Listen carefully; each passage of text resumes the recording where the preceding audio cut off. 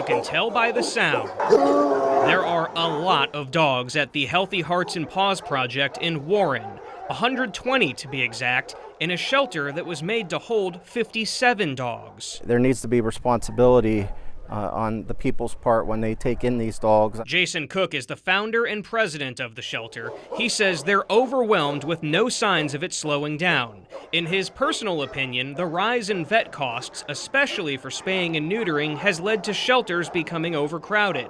And lately, with the cold, they keep going out on calls and having to bring more dogs in.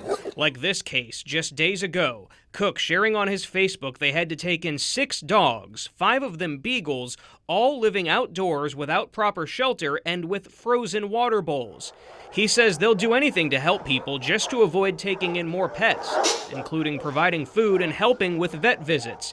But sometimes the problem is too extreme to ignore. We need to make sure that people that choose to keep their dogs outside are following the law.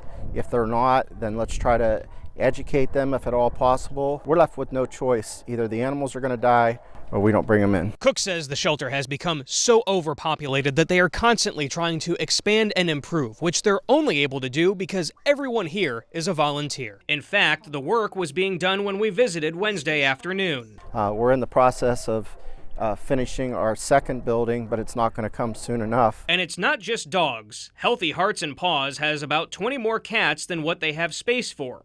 It's why, even with over 100 volunteers and more space soon to be available, Cook is imploring people to be responsible pet owners and hoping that spaying and neutering can become more affordable with stricter regulations. In an ideal world, they'd have the space, but not need to use all of it. I'm hopeful that get the word out. People visit their local shelter, even if they're not from this area.